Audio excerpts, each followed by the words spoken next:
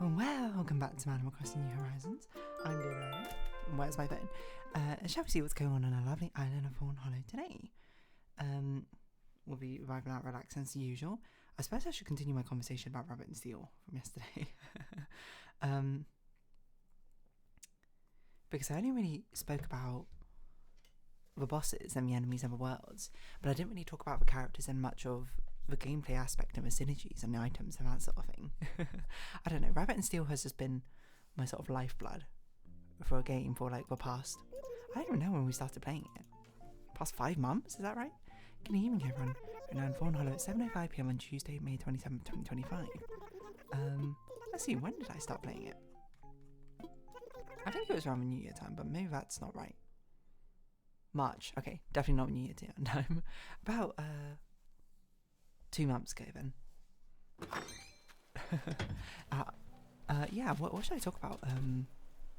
Characterize. Well, I actually completely forgot this out, but by the way, I have not worked on a Fawnhallow for ages because I basically had no free evenings. Maybe I could today, but I need to stream today to catch up. Anyway, so Rabbit and Steel, characters. I spoke mostly about gameplay, the boss mechanics last time in a sort of like rapid fire sense. The characters I'll speak about. So I don't know, I guess spoiler warning. Again, Rabbit and Steel is a very mechanical game, in my opinion. But if you want to not be spoiled on mechanics or things which may or may not appear, then this is the time to click away. But the characters, there's 9, 10 different characters in Rabbit and Steel. I can't remember off the top of my head. Let's see, Rabbit and Steel. There's like a wiki, I think. What's this one? Yeah, this one.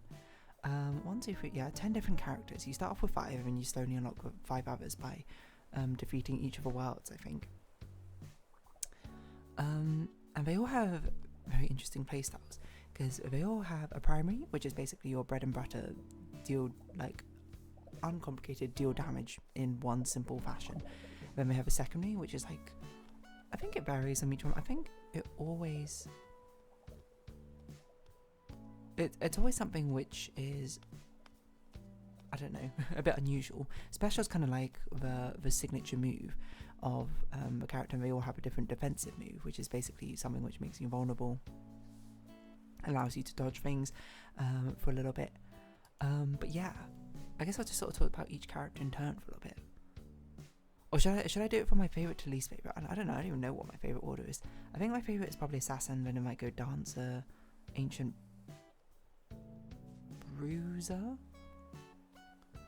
Spell Sword, Wizard, no, Spell Sword, Wizard, no, Wizard, Spell Sword, Wizard, Spell Sword, Druid, Defender, Sniper. I think Heavy Blade is not as low as that is, but I don't know, Heavy Blade's very much in flux. Heavy Blade's probably above Druid, maybe. I'm not going to do that in order because I almost immediately forgot the order, but they all have a very nice, unique, different playstyle. Like a Wizard is, their secondary basically charges up their special. Their special is basically a huge nuke. The secondary like charges up the special, and the primary has a chance to reset it, if I recall. So their gameplay loop is basically like prepping up their special, and their burst also like boosts their damage when they put it down. So they're all about like prepping their special and then like making it explode for a ridiculous amount of damage, and then trying to get it up again as quickly as possible. The Assassin is my favourite. The Assassin one, they're actually probably the lowest damage class I think in the game, but they have one of the craziest defensives. Their primary is just a very like rapid fire attacking one, and their secondary is nothing special until you get some upgrades on it, in my opinion. But it's like a range attack which locks in and also can reset your defensive if used. It can like reduce the last 5 seconds of your defensive cooldown.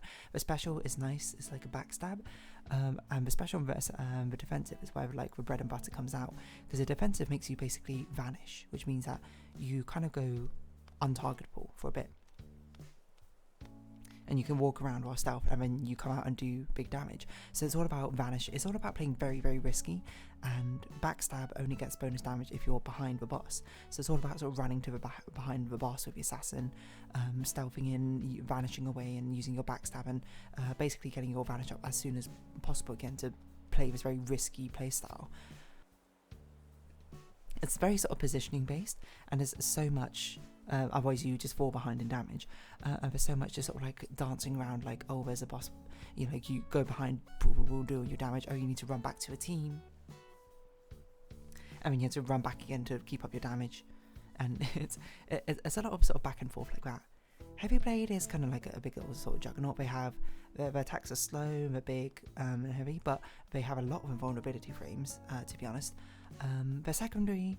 The secondary is not very interesting. It just charges up their primary and special, but the primary is like a big AoE slash, and the special is like it makes them dash toward, makes a dash towards the enemy while also being invulnerable, and the defensive is AoE invulnerability. It's nice. It's like, I feel like, oh, hold on, let me pause and come right back.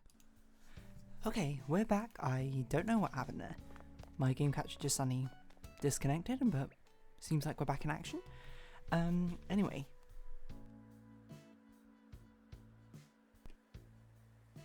I accidentally muted myself again. What are we talking about? Oh yeah, so that's the assassin. Oh no, that was the Heavy Blade. So the Dancer, I haven't really talked about him that much. Like a wizard, like you can get a load of items which like increase your nukes. I think the most fun build I had was like this Omega Chance. Omega Charge build where basically like I would do nothing for ages and then I would Omega Charge my special and it would just explode. Assassin, I think the most fun build, which I've never managed to pull off properly, but one of my friends did, is the Knife Juggle build, where basically you have your special and defensive basically has the chance of resetting every time you use them, and then you can get an upgrade for your secondary, which means it also fires off every single time you use an ability with a cooldown, which your specials and defensives have. So when you just alternate spamming that and you just constantly do a ridiculous amount of damage. Heavy Blade, I'm not sure what most fun. I think the most fun Heavy Blade build I had was one where I had reduced cooldown, and then my secondary no longer had a global cooldown, which basically meant I could basically simultaneously use my primary and secondary over and over and over again. So I was basically double slashing everything. That was really fun. Dancer's next one. Dancer's very strong, I think. Maybe the strongest one in 4-player or multiplayer mode, because her ultimate basically gives a buff to everyone. But she's a lot of fun as well. She's very smooth to play, because it's all about getting your special is just like a pretty big nuke, not as big as Wizard nuke, but sizable damage, and then your primary and secondary basically buff each other, so you basically alternate back and forth between primary and secondary, and your special has a chance of coming off of cooldown every time you use your primary and secondary. So it's sort of like you actually are dancing. You buff yourself, you use your special, then you sort of go back to the basic moves until you do big show-stopping move again. I think the most fun build I had was one where basically the special just constantly reset. No, actually, you know, the most fun build is there's an item which basically, there's an upgrade for your special which puts it at a 99-second cooldown, but then there's an item which buffs your primary and secondaries. There are two different items based on your special's cooldown, and there's one time I got both of them. So basically my primary and secondary was just super strong. My special, like 99 seconds doesn't matter because with Dancer it resets, so who knows. Druid is very interesting. They're sort of like a damage over time character. The primary is nothing interesting. The secondary puts down like a DOT field. The special basically puts down a turret, and the defensive speeds everyone up. So you gotta find, you do a lot of small instances of damage, rather than big bursts. I think the most fun build I had was one where I had repeat, where basically I was just spamming butterflies in this short second like period window. I remember it because it was when we were doing Lunar difficulty with Druid, and we got Church Mouse Streets, and Druid is very not good in Church Mouse Streets because of how single target I think she is. And she has very little control over what she ends up damaging. But then I very luckily got an upgrade for the special, which basically makes it an AoE turret. And then we somehow breezed through it. We somehow pulled out a win out of that just awful run. We scraped by, because the amount of times we hit the enrage time it was crazy. Spell Soul is very interesting. They build up the sort of like I forget what it's called, but these stacks, and allows them to double cast a lot of their abilities. Dark Spell. I'm not sure what my most fun. I feel like Spell Soul is just like a generally fun base class, to be honest. I'm not sure what my most fun build was. Maybe the one-shot laser build, that's quite fun. Sniper is interesting. Their primary is basically like super strong and resets cooldown if you hit it, otherwise it goes on cooldown. And your defensive like super buffs it, or buffs it a lot. And then your secondary just, I don't know, doesn't really do much, to be honest. It like does damage and then snares, but I don't remember. It resets your special and deals damage. And your special is just sort of like a barrage of little bullets. I think the most fun build I had was like a dot build, which basically just made me constantly spam my special over and over and over again. That was really fun. That build didn't actually win though. Bruise is a lot of fun. They basically use their special to go get like enraged, and then they can basically spam their primary over and over again, which are these big punches. The secondary they can use to charge up their primary attack, and the defensive is just like a quick little dodge, which makes them dash like really, really far, which is honestly more cumbersome than it is actually useful sometimes. My favourite build I think with Bruise is when I had one which ended up basically playing a Bruise as an assassin. I had like the backstab primary, I had like a second, like all my items did more damage when I was behind them. I forgo the usual special to take the Emerald special, which basically buffs all damage after 25 seconds. That was a lot of fun. Defender's very interesting. Well, Defender's quite sort of, not the opposite of interesting almost. They're quite a sort of binary playstyle where you basically just spam your primary attack, which will charge up your secondary. You spam your secondary, which does a bit more damage, and then once you use those enough, you use your special, which explodes. I think they have a really fun defensive though. I think my most fun build is the one which makes defensive roll. You roll around for a bit, and then where you land, you give everyone a vulnerability. I think my most fun build is the one where it was like you spend more time rolling, and then you get a crazy movement speed build, because I just have a crazy memory of when I used my defensive, I suddenly just like started spinning and rolling around the entire screen, and I was like, whoa, where am I going? It was crazy. And then Ancient is kind of like a puppet character. You have a little pet which you summon, and you can sort of like throw it around, like to make it chase the enemy, and then you have a big special. A very sort of cooldown focused is probably how to describe it, like cooldown management. But your special does like a ridiculous amount of damage. My favourite build was the one where I first beat Luna solo, or the only time I beat Luna solo with them, is I got 2 defensive cooldown reductions, and then I got the Opal, I think, or was it Sapphire defensive, which means the cooldown became 6 seconds, and I basically was invulnerable the entire game. It was absolutely ridiculous.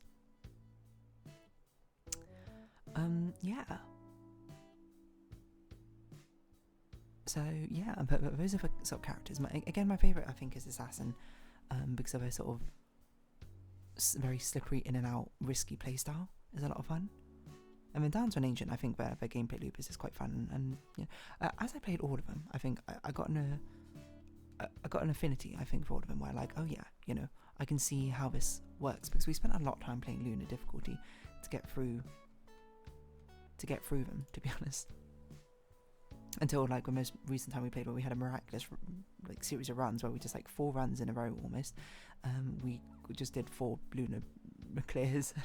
No idea how that happened. But yeah, there's a lot of really fun items as well, which is sort of lifeblood of a game. Well, not lifeblood of a game, but one of the great parts of a game, and the upgrades as well, because each ability can be upgraded 5 different ways. There's like the Opal upgrades, which tend to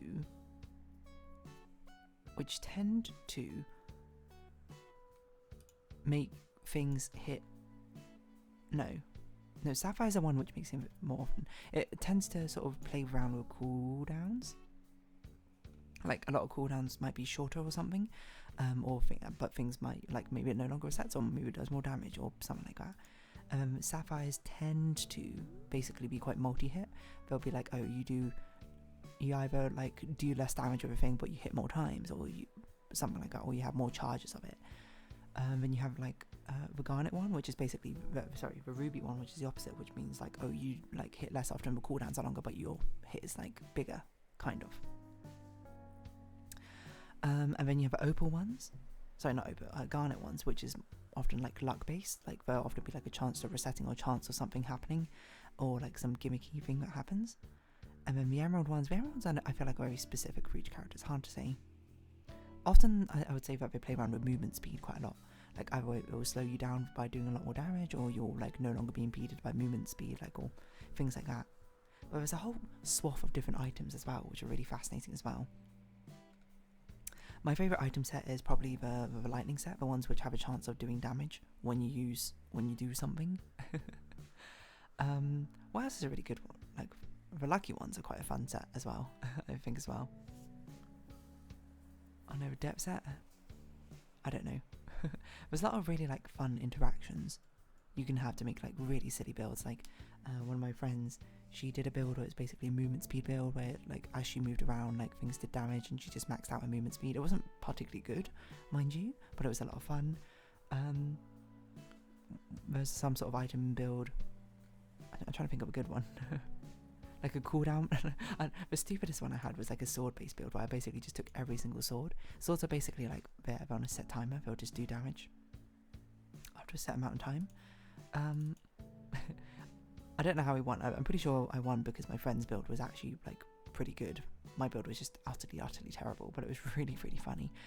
But yeah, there's a lot of all these interactions come together to meaning that you can make really interesting and fun builds, or really strong builds in one way or another. Things have a nice way of sort of synergizing with each other, or like some very unintended synergies where you can sort of break the game by doing something in one weird way.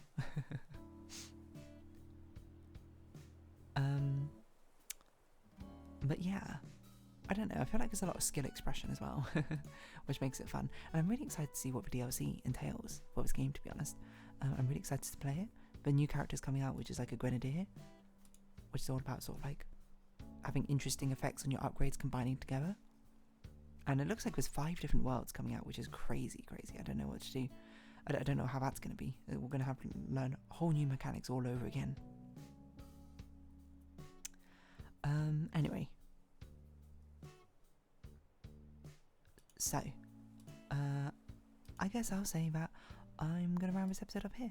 I really enjoyed playing it. So, that's Rabbit and Steel in a nutshell. I don't know if there's anything else to really say. I think it's got a very cute art style as well. It's very simplistic. It doesn't need anything more, doesn't need anything less, really.